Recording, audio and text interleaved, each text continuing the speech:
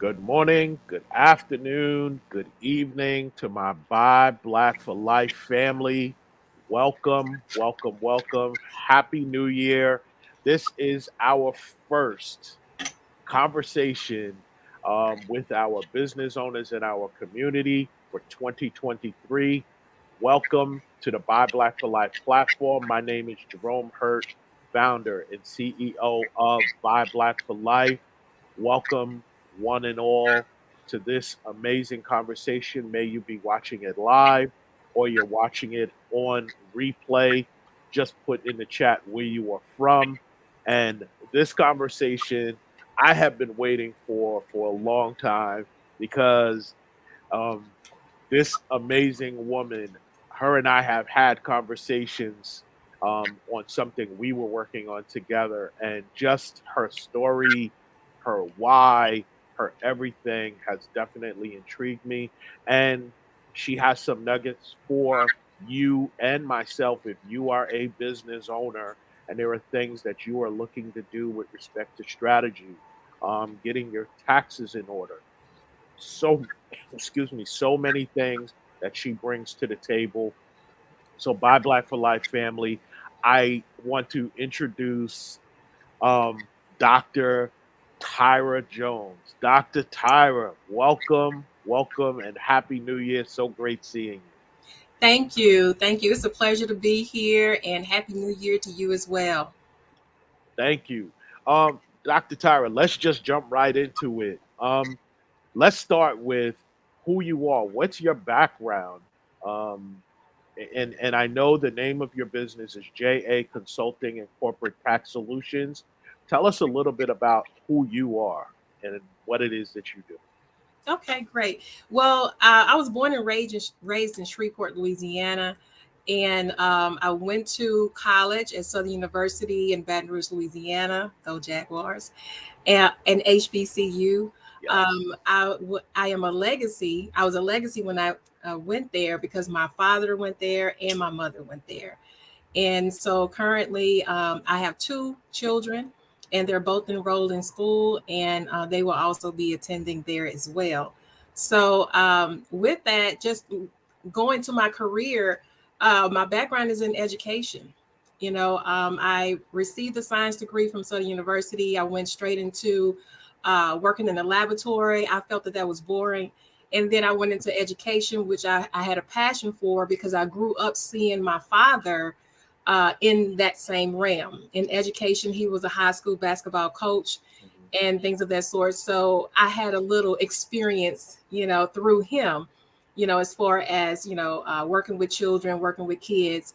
And so I did that for 16 years. But during that time, I was also building my business. I started JA Consulting in 2008. And ever since then, we've been adding on services and adding on services. The main mission and purpose, when I realized what my purpose was, I said, okay, and I had a prayer, and I said, okay, Lord, if you are down with me, Mm. if you lock arms with me, and through this process, I will do everything that you're telling me to do. So that's what I did, and everything I do is purpose driven, is mission driven, and my passion is servicing Black owned businesses.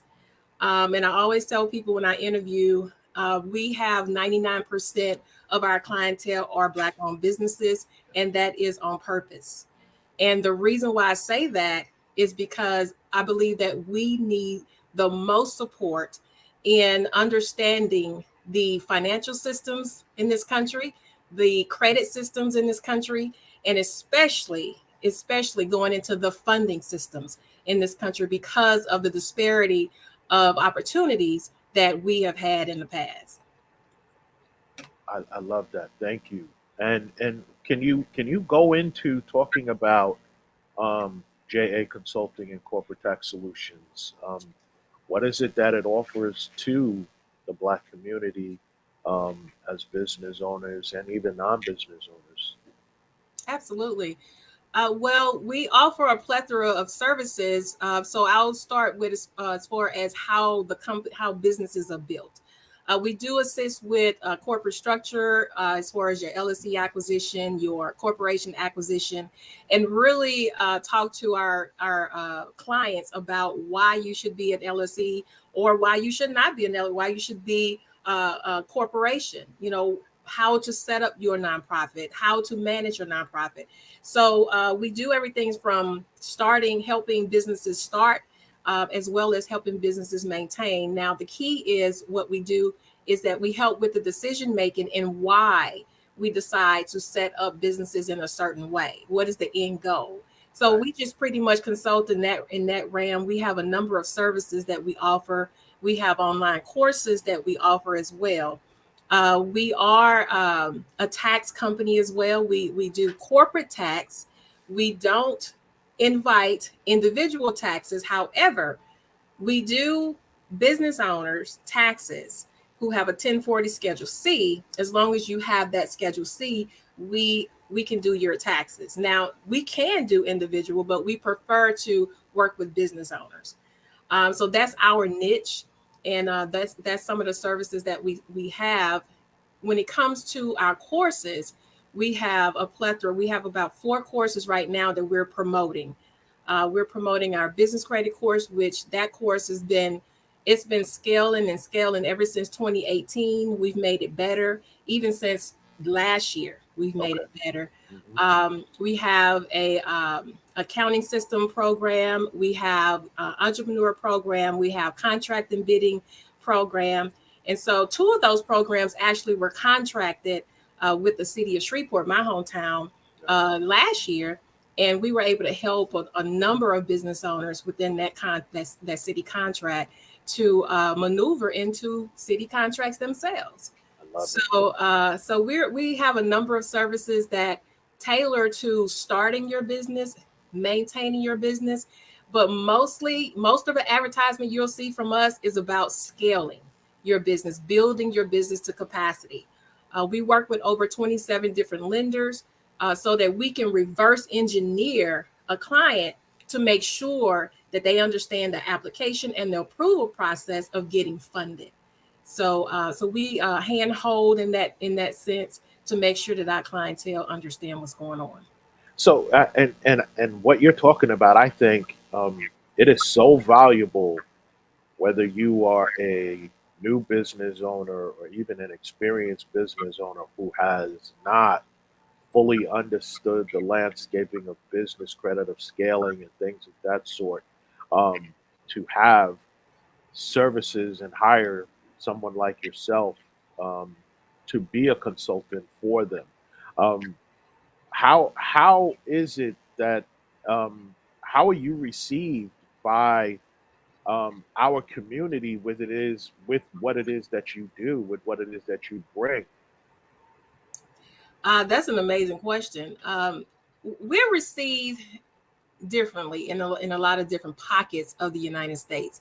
One thing is for sure, cognitive dissonance is very prevalent in our community. If we don't understand it, then we just revert back to what we know to do. Oh, this is how my father built it, or Right.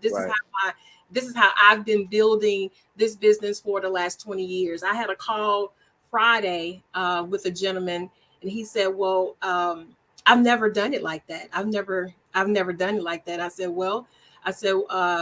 are you interested in scaling? Are you interested in growth? Well, growth means that you have to learn the systems, learn different ways to run your business, especially on the financial side. So we've been received, negatively in the sense of that cognitive dissonance. Yes. People just want to revert back to what they Old believe that habits. they know. Yeah, Right. Hmm. because they're not thinking. Because if they were, it would be critical thinking. It would be, facts versus how they feel about something. And then we've been welcomed wholeheartedly. I've had people to say, where you been all my business life, and we have clients that have been with us for the last 5 years. Right. And even one client has been with us for the last 8 years. And very importantly to understand, and I think it's important we talk about this. You are not you help business owners not just in the community where you are, but throughout the country. Absolutely, absolutely. When we first started approaching our marketing efforts, one thing I realized, I read a book and it was about, oh my gosh, I can't remember the name of the book. I believe it was, um, The Christian Marketplace, right? Mm-hmm. Uh, and it talked about, Jesus's, journey. And what was interesting about his journey is that he had to leave home in order to be received, by others to express his purpose. Right.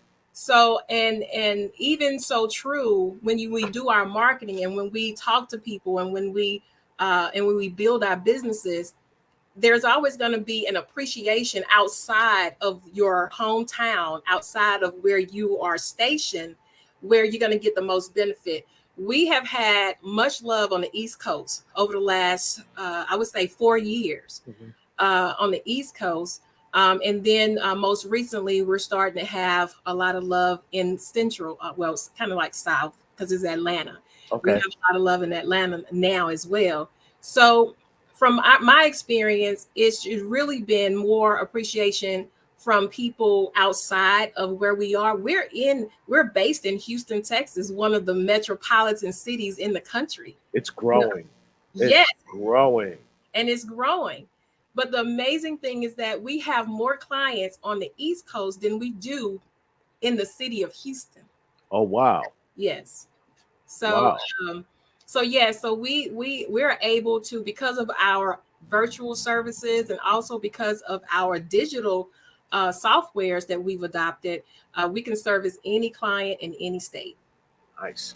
So let's talk about some of the strategies because um, I want to get into how you have applied some of your strategies to helping businesses overcome the blatant systemic barriers that Black business owners actually face in the U.S. We face um, credit barriers that they put before us, Yeah. paperwork, and there are so many barriers that we and holes that we have to jump through that might be different than someone that doesn't look like us. How is it that you are able to, with your strategies, overcome those for business owners? I study a lot. I study a lot of Black history. I study a lot of the financial system, the origin of the financial systems, and read a lot of books on that. One of my favorite books is uh, "We Can Build a Bank."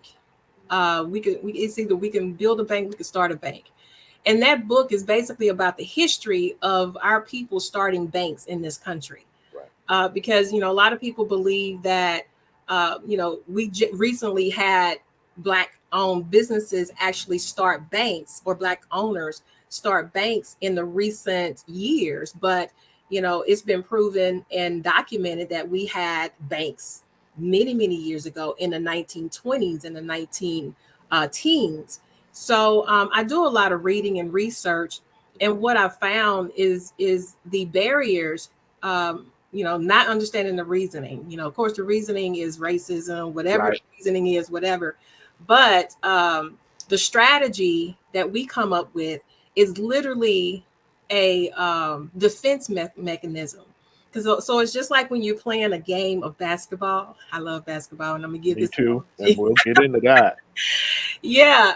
So I'm gonna give this analogy. So it's kind of like when you're playing a game and then you figure out what the other team is running, what play they're running. Oh, Mhm. they're running a 2x2, or they're running whatever they're running. Mhm. So then you adjust your play to offset their play. So that's basically what we do. And we call that reverse engineering. So when we are advertising and things of that sort, the verbiage that we're using is that we reverse engineer because we've gone into the strategy of how they keep us out of financial opportunities, Right. and then we start trying to see what do they have in place now versus what they had then. And so that requires a lot of conversation with a lot of lenders. So I've been blessed to have a number of brokers in my circle for the last 5 years. I really befriended them, and so they've been so kind to help to guide me and my team as to what the lenders are requiring, what the underwriting is requiring. Because one thing's for sure, and remember this about financing and funding: what they tell you on the application side is not what's going to happen on the underwriting side. True. That's yes. Yeah. Yes. So what we try to do, we try to find out, well, what are they going to say on the underwriting side, so that we can reverse engineer and make sure their paperwork looks the way they want it to look. Yes. You know, me having a financial background that I do, and in our conversations with each other when we were talking about our whys, Yeah. why I have Buy Black for Life, why you went into what you went into, and I think both of us come basically with the foundation of we saw a need that would serve our community, and we desired to fit that need. Um, how important is, because I get this question a lot, and to be honest with you, I, a professional like yourself, I don't have that um, understanding. But how important is personal credit to you for your business? It's important, but it's not as important if you understand that the business that you're starting and building is literally a separate credit opportunity, I guess Okay, you would say. or So so it's looked at as a separate individual from it your is. personal. It Okay, is. Mhm. If okay, it's structured properly, if it's structured now properly, that's important. yeah, yeah, yeah. It most people, when they get their, they start their business, we believe our business is smaller than what it really is. Mhm. So we say, oh, well, I don't need to get an EIN on the business yet. I'll just get the LLC and then I'll wait. So Yes. I recently had a client who had an LLC for I don't know how many years, at least 6 or 7 years, didn't have an EIN on it because he just, oh, I've been meaning to do that. But all that time, he could have been building on that entity. Even though he hadn't been running the business, he still could have been building the business credit on that entity. Because Wow. one thing about LLCs, corporations, or any business that you structure, it ages with time, just like wine, right? So Okay. when wine ages, the value increases. Goes The up. same thing happens with a business. As long as it's structured properly in the beginning, now it starts to age with value Okay. every year. That's good to know. I'm aging well then. Definitely aging well. And I want to just take a quick pause and welcome those who are watching. I see someone is from Stafford, Texas. Alicia, thank you for being a part of this. Makenda from Charlotte, thank you for being a part of this. I see Kay is listening in Atlanta. And I see my brother, and he's this is someone I used to work with, and I'm so proud of him. He has his investment firm in North Carolina, Jabbar. One brother that I really have love and respect for. So thank you all for being a part of this conversation. And if there are any questions that any of you have, please feel free to put them in the chat. As I continue with this conversation, in your opinion, what are some internal barriers that we face when we are building Black businesses? I would say, going back to that cognitive dissonance, it's mindset. That's the internal barrier. The internal barrier is basically, there's a phrase that I got from one of my mentors: you can't stop a man or woman who will not quit. Mm, Just the same as you can't stop your business from growing and growing with value over time if you have the right mindset. So okay. basically, if you have the right mindset, you won't quit, right? In that sense, in that first quote. And in your business, while you're building it, if you have the right mindset, you're open to new ideas, you're open to different strategies, because the guarantee is I don't know everything. I'm still studying.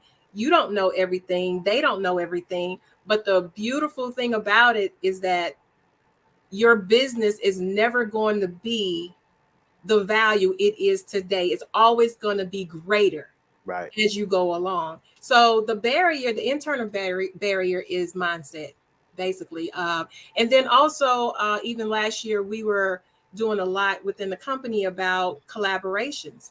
We Yes. have a lot of internal barriers about collaborations.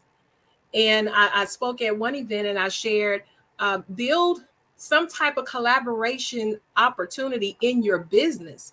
If it is your intention to collaborate with others, don't just expect them to bring money to you. Build something in your business, a package or something in your business, to where they can benefit from financially from promoting your service or promoting your product. So if it's already built in the business, then you already have a structure to collaborate with with your colleagues, and especially when you're collaborating with Black-owned businesses. Because we hear a lot about, we need to patronize Black businesses. We need to, this is the month to do it. Why is it 1 month? Build it in your business so that it's an ongoing Ongoing. process. And you and I have had conversations about this, and um, my level of um, frustration with our community is when we bring individuals and professionals like yourself to the table, that are going to help our business owners, number one, not just create your business, sustain your business. Not Yes. only sustain your business, grow your business. And it has been my experience in doing this in the last 2.5 years that our people are walking away from resources that are going to help them get to where they go. Um, how do you overcome that? I know for me personally, I'm going to be honest, it is a level of frustration for me to, because we have the resources that we're getting out to our people, but our people are not tapping into those resources. How do you overcome that? Well, I have a number of ways. I have a lot of quotes that I have in my head. Go where you're appreciated, not tolerated. Mm. Number one. And then sometimes when we feel that someone is not being as receptive as we want them to be to our business, and then we get angry about that. Yeah, I've gotten angry about that. And I have another quote where I say, well, the best revenge is massive success. you amen. know and I see a lot of these posts, TikTok, Instagram, like, people sleeping on you. When they sleep on you, basically they're ignoring you, they're disregarding you. But the best revenge is massive Success. success. Yes, You have to really internalize the effort in doing more for you and your business, and for the people who are actually going to appreciate you and not just tolerate you. So I have some quotes like that I keep in my mind, from books that I've read, from mentors that I've had, that just really keep me going, regardless of who doesn't receive, what we're bringing to the table, versus, someone say, oh, I wish I would have talked to you last week. right. So yeah, that's what I have in place. Thank you. And I see a question in there from Makenda in Charlotte, and Makenda's asking, Dr. Tyra, does your help structure new business correctly? And have you been an established company? And let me just say, Makenda, and I'm going to let her answer it, yes and yes, but I'm going to let her, because I would not have her on here if I didn't think what she can bring to you as a business owner is not going to take you from taking the idea from here and having it as something substance that you can now say, this is what I built. But Dr. Tyra, I'm going to let you have that one. Absolutely. And I appreciate the question. And the answer is yes and yes, and I'll explain. As far as the JA Consultant and Corporate Tax Solutions, Absolutely. We've done everything that we teach. Matter of fact, the way that we have rolled out our services, I made sure that we did it for our entity first so that we can say, okay, yes, we know how to do it. Because one thing, if you know how to implement a strategy just from someone else saying it, you really don't know the ins and outs, and you really can't change up the strategy because every business is not built the same way. Right. I've tried to fund other businesses similar to how I funded using the same lender and say, oh, the lender accepted, this particular client with this profile. And then I get another client has a similar profile, but the lender wants something different from them. So, yes, we've built it, we've done it for our entity before we actually taught it to others, and especially with the program. Our business credit is stellar. We actually have a video on it. One of the I just bought a truck, and the sales guy was talking about how strong our credit was, and he said he had never seen anyone come in and purchase a vehicle with no personal guarantee. And so in all of his 13 years. So yes, we do have our structure properly structured, and actually we're going to be doing a lot more things with a few other entities in the year 2023. So stay tuned, and we'll have some other stuff for you too. Awesome. Thank you. Let's pivot just for a bit, if I may, because you and I also talked about Black Fleet Network. Yes. So tell me, what is Black Fleet Network and what is your role within the Black Fleet Network organization? Beautiful. This is a fleet organization, a networking organization. It's a nonprofit organization. I do serve as the CFO of the organization. Of course you do. Like when you told me that, yes, okay. It is the CEO is Xavier Farley, and the COO is Carla Jackson. Matter of fact, she's viewing now. Okay. And Welcome. these two phenomenal individuals, I'm just excited at the fact that I'm working with these two individuals because the vision that Xavier's has for the nonprofit is just phenomenal, and the resources that Carla brings to the table is just incredible. So their businesses are actually in the industry of fleet management. Of course, I'm not in fleet management, but I am a corporate structuring entity. So I do serve as the CFO of the entity, and currently we're being featured um, in February. No, in March. The CEO is going to be speaking at NTEA conference. So we already have national attention from organizations in the fleet management industry. So I'm just excited about working with them and just putting everything together to make sure that our entity is financially structured and is financially strong. Okay. Awesome. Awesome. And please, when you have the information about that, please share that with me so I can put that out there because it's something that I think any of our business owners would want to be a part of and just find out what it is that they can get from Black Fleet Network. Um, anything that I could do, and we've had this Absolutely. conversation to be a part of Black Fleet Network, I'm open to. You already know that I'm Yes. here for it all. Yes. Anything to help our communities. Um, I just love our people. I love our community. So I thank you for that.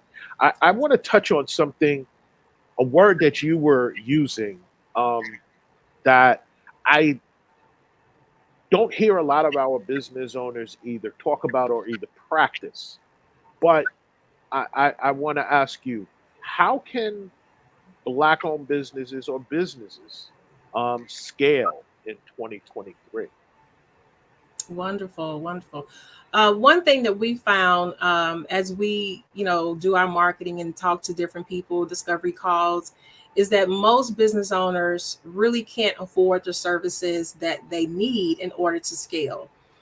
We've adopted a new service this year to actually help them to get finance, all of the services that they need to get from us.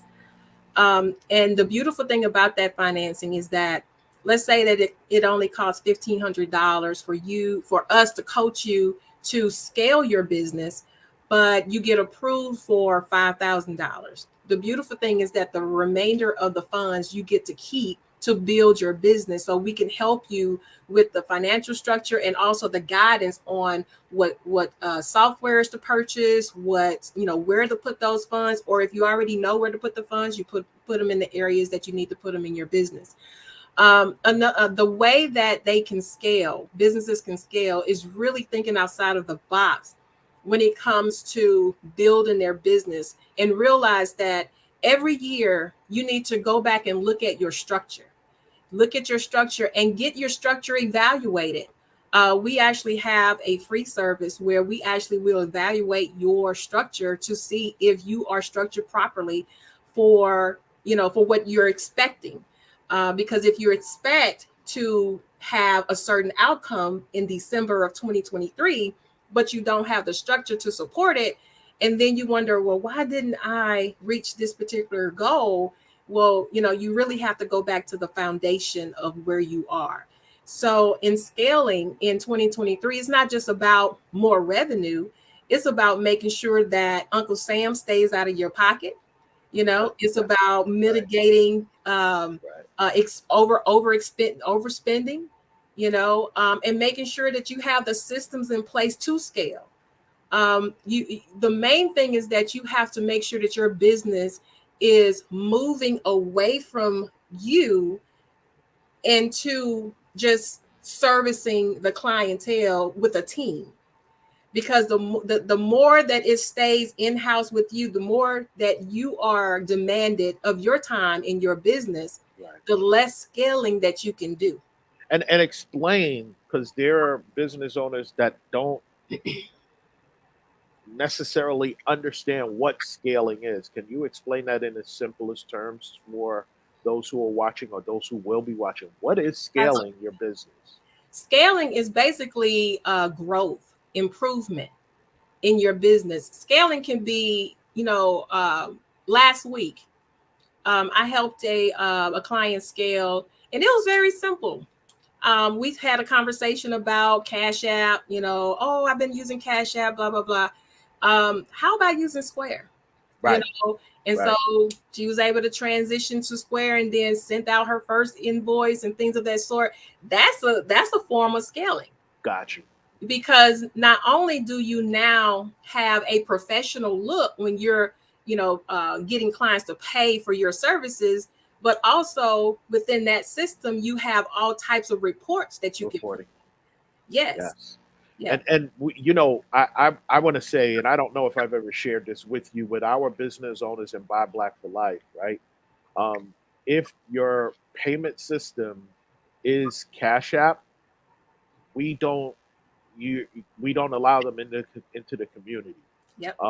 And there's many reasons for that. Number one, you're not properly structured in your business if that's what you're doing. First and foremost, um, even more importantly than that, what we found very early when we started this, those who were being scammed were being scammed via Cash App. Yep. So for the protection of our community, we do not allow it. And I know some people, they fought me on it, but my response was, if your business is properly set up, then Cash App is not what it is that you want to do, and Exactly. you will understand it when you use the other payment options. So I'm glad you brought that to the forefront, because it's so vital. If your business is set up properly, it's not Cash App. Cash App is it's something that you should use in the event of an emergency to get your family member money Exactly. immediately, not for business. It is Thank you. not for business. Yeah. And, you know, my wife and I have a friend who works for Square because Square is actually the parent company of Cash App, Cash App. Mm-hmm. and she was the one. She was the one. She's the head of diversity and inclusion there, and she said, Jerome, please tell your business owners that they should never use Cash App for business because reporting is not happening via Cash App. So please tell them to stop it. So thank Exactly. you for that, for you bringing that forth, and that's just one of the many nuggets that you have. I know you have some promotions that you would like. Oh, by the way, I want to touch on this because, and I hope he's still with us, Jabbar Jameson. I hope in some way, shape, or form that you and Dr. Tyra can connect as well with what it is that you do and what it is that she does.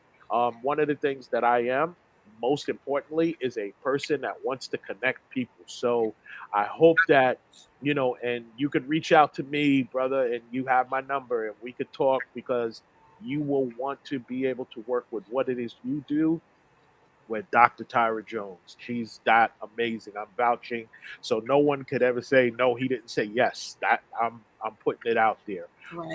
But Doctor Tyra, you also have some promotions that you have going on that you would like to share. And Alicia's saying very good information how to scale your business, and I agree that that's and it's so simplistic in what it is that you're saying. So simplistic to scale. So I mean, I just look at scaling as upgrading, right? That's the That's thing. it. You're That's it. It's it's just upgrading. yeah, And as you build your business, there's a need for different types of upgrade. Like we did last year, we started out the year doing a webinar on S corps.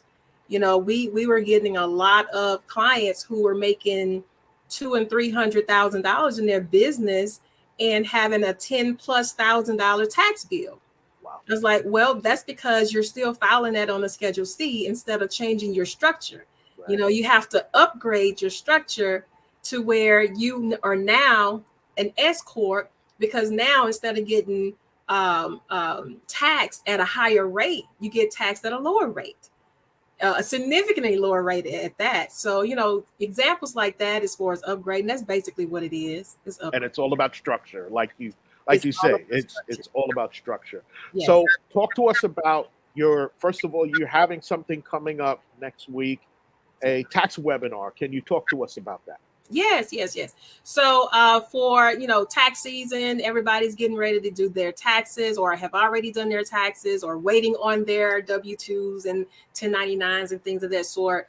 We're having a webinar where we're going to be talking about taxes, talking about how to file it, basically how to, some of that information will be shared as well, how to upgrade or scale your business during tax season, how to make those decisions, and basically changing your mindset about refunds. Because tax season, everybody's focused on refunds. Instead of focus on how can I structure my business for funding, Right. because funding is throughout the whole year. A refund is one time. And the reason why it's a difference is because lenders, the underwriters, see it as different. And so we're going to be talking about the details of how that's different, and we're going to give all of that information at that webinar. Awesome. Thank you for that. I love it. The other thing you have is the business credit mastermind class. Um, Yes. share with us what that is all about, and I hope that you sell this out because all of us need it, right? All of us need it in order to like grow our business. So Yeah. share with us the mastermind class that you have coming up for business credit. Beautiful. The first thing, of course, we're going to be talking about is mindset. Anything that we do, we're always going to talk about mindset because, like I said, in our community, we have this mindset about money, and especially when it comes to funding and finance. Most people like to refer to it as debt. But oh, I don't want to get in debt. When they see loan or finance, oh, I don't want to be in debt. That's a whole different mindset change. When you're implementing a strategy, you're basically preparing yourself for long-term gain. So with the business credit masterclass, we're basically going to be talking about that in the beginning and then leading into exactly how to build your entity's credit, regardless of if you have the revenue right now in your business or not. But we're going to be talking about why your financial statements are important. We're going to be talking about literally building it. By the end of that master class, you will have already had at least 5 vendors on your business credit, and you'll have the learning and the tools to where you can add more. And what that does for you, by having those vendors, that puts you at a incredible position to get approved for additional funding, to scale your business. So with that masterclass, we're going to be talking about a lot of those things, and literally helping to build while you're in that course, so that we can, we can advance at some point, because that mindset, that's really what we're trying to get a hold to, that cognitive dissonance and that mindset about money. I love that. Now, you call this the game changer for business owners. Tell us about the game changer for business owners that you are offering, please. Okay. Well, I kind of mentioned it earlier, but the game changer for us, because we are an entity who is really passionate about Black owned businesses, really, really passionate about um, just really everything that we do. We have our, I don't know. Okay, let me say this. You know how you've seen videos of people saying, "Oh, these are the top 5 of vendors for business credit, and these are the top 5 vendors that you need to get: Uline, Quill, Granger, and things of Yes. that sort." Yes. Well, we have the top 5 Black-owned business vendors. So we're inviting other business owners. Now we have a course where we actually teach business owners how to build. No, not how to build. Yeah, we have that. How to become a data furnisher. So these businesses like Uline, Quill, Granger, all of those who report to business credit, they're reporting, but why can't, and they're making money from people who really don't need their supplies. I don't need any mailing supplies. I don't need, especially when you have a virtual business and you really don't need a lot of the things that you pay for with these vendors. Right. Well, we put together a master list of our top 5 Black owned, but we're inviting other Black owned businesses to become data furnishers, so that we can start getting that revenue to build our business. And what that does is that it adds an additional revenue stream in your business.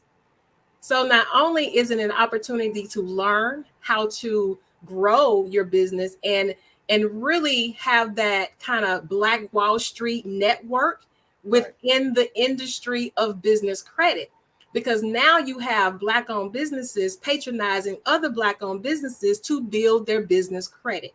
Come on now. I love So that's what we have coming up this year. that.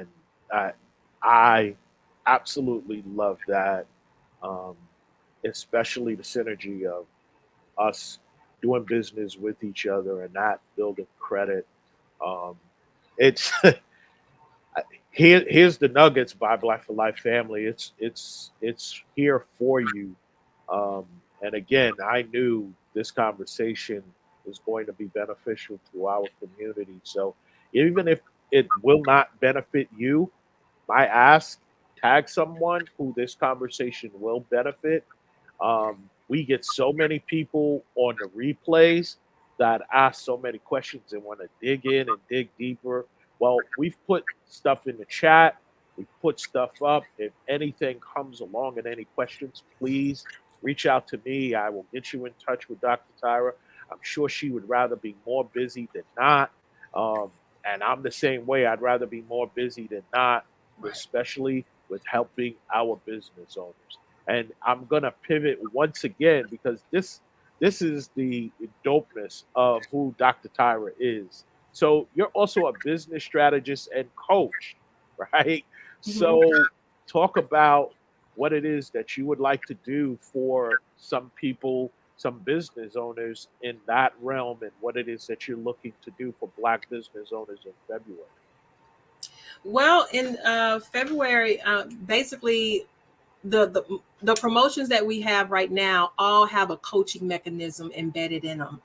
But even more so, like I said, our target is always Black-owned businesses, whether it's Black History Month, or whether it's some type of Black Women's Month, or I don't know, whatever. That's We have, coming. That's coming. you know what I mean? Yeah, we have these pockets of celebrations Right. that they put together. I don't even know who put them together. I'm not giving credit, you know but but we have built our business to where this is what we do all year, 365 days of the year. We're targeting Black owned businesses because, like I said in the beginning, we service 99% of Black owned businesses on purpose. And the reason why I say 99% is because I do have one or two people who we service, who we're still servicing, who are not Black owned businesses. But they are people who reached out, and they have the warm heart that I've connected with, and I've been able to help them grow their business. But yeah, 365 days a year we have something. But in February, we have the tax webinar. We also have ongoing coaching. I just had a phone call the other day with a gentleman, and it was just basic information that he needed to help him change his mindset about his situation. He has $800,000 in invoices that have been due to him from clients over the last 3 years. He hasn't been able to Wow. collect. So I was able to help him to get set up with an attorney to make sure that he can go after them. But in addition to that, talking to him about why he ended up in that situation in the first place. Mm. So the coaching has a lot to do with, just having a conversation and then being open minded to listen and take notes. So we do coaching sessions all the time. We have, whenever we have webinars, they're always open for questions. And I love questions because, that gives me an opportunity to just give the information that I know that I already have in me, and just put it out there for everyone to benefit from. So I have a question for you. It's one of my favorite questions to always ask when I have someone in front of me. What does buying black mean to you, Dr. Tyra? Wonderful. Buying Black to me means foundational strength. In order for us to have foundational strength in our businesses, we have to buy Black. There's no question as to whether or not we do that. You have to work it in your life on a daily basis. Just like what we're saying about what we do 365, we don't have a special time that we service Black owned businesses. You just have to work it in your life Right. to where certain products that you buy come from a Black owned business. When I want a daiquiri, to be honest with you, I go to a Black owned business to buy my daiquiri. Yes, yes, You know what I yes. mean? So buying Black to me means foundational strength, because every time you do it, it means that you're giving to the strength of our community globally. Now, what that also means, we also have a different mindset when we're buying Black that we need to get out of. They expect us to give discounts, or they expect us to uh to be perfect, and not give the opportunity to fix whatever it is that needs to be fixed. Right. If I get a daiquiri and it has too much, because they put candy in their daiquiri. If they have candy in the daiquiri, and I said I don't want any candy, I'm not going to get mad and say, you know what, I'm not going to come here anymore. Right. Give them another chance. Give them another chance. Because we've been giving other businesses a chance for centuries. Absolutely. But the level of patience that we have for our own is it's a shame. It It's a really, shame. and Yeah. I see it. I see it every day. I hear it in conversations with business owners. So Yeah. please, let's give even more grace to black business owners than we do to non-black business owners, because just because they're black, like I root for all people black. I will keep going until you get it right. I'm going to let you know in a loving way.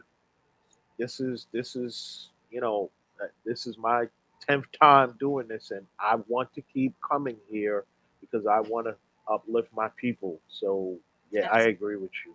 Absolutely. And we Thank you. one thing we share, we work with a lot of third party entities such as the Secretary of State, the IRS. We're working with strategies with lenders, their third party, where we don't make decisions as to how long it takes to implement a strategy. And we have to put that out there. Hey, we're working with a third party entity. You have to be patient. Yes.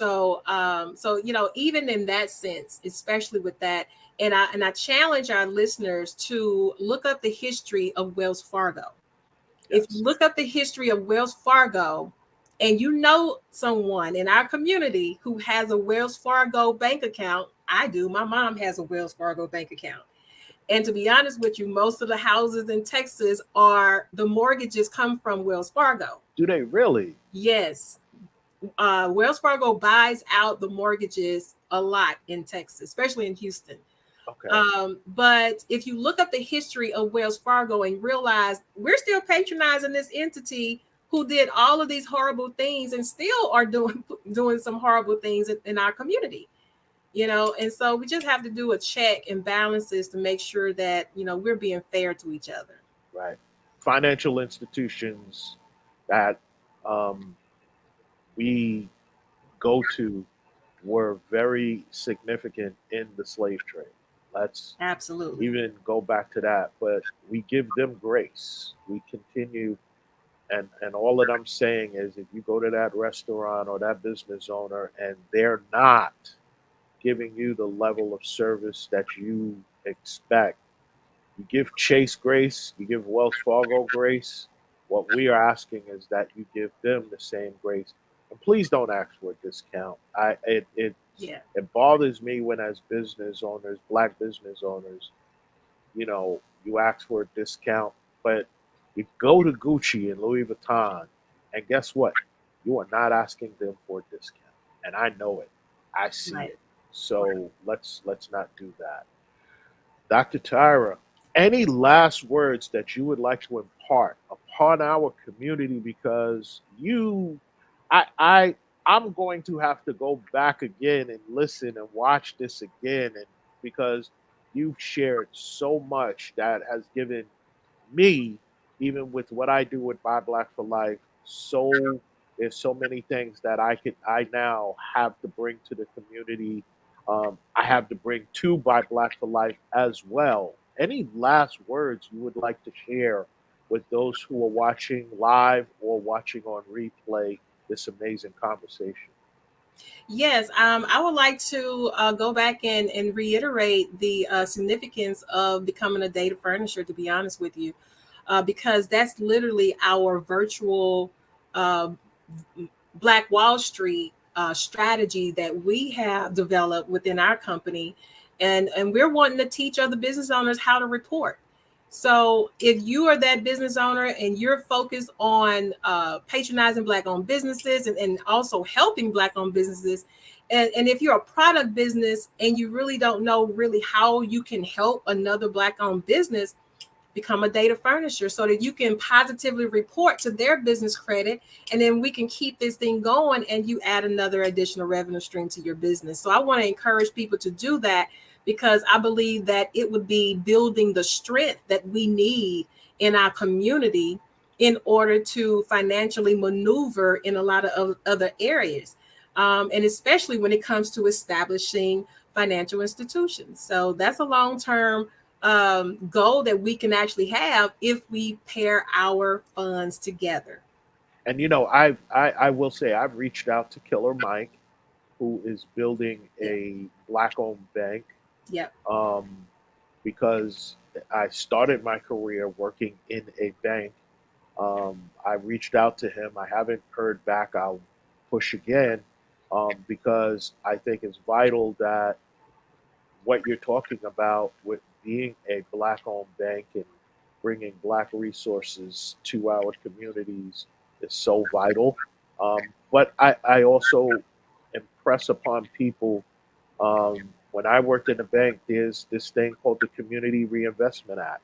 Hmm. Read that.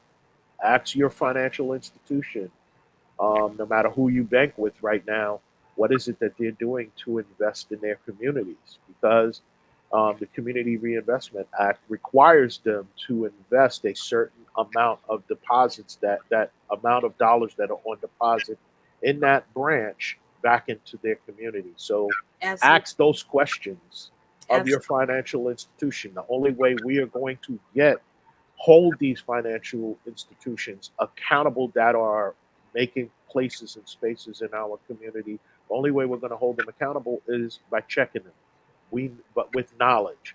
The Community Reinvestment Act is something that's been on the books forever, Forever. um, Yeah. but we that's why they would rather put a check cash in place in your community than a bank. So I want people Woo. to be Yes. mindful of that. Mm. Um, Can I that say something in regards to the please, CRAs? Now, please, the Community Reinvestment Act, this is an amazing thing. Last year, and I was a part of other organizations doing different events, hosting different events.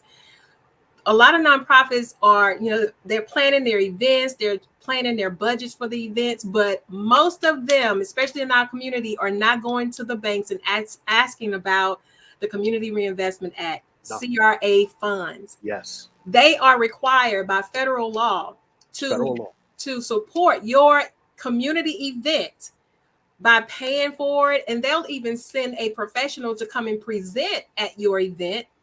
And not only that, they have to do it. And guess what? If they don't do it, because BBVA got in trouble many years ago in multiple states, they will stop their funding capability if they don't meet that accountability of giving back to the community in terms of the CRA funds.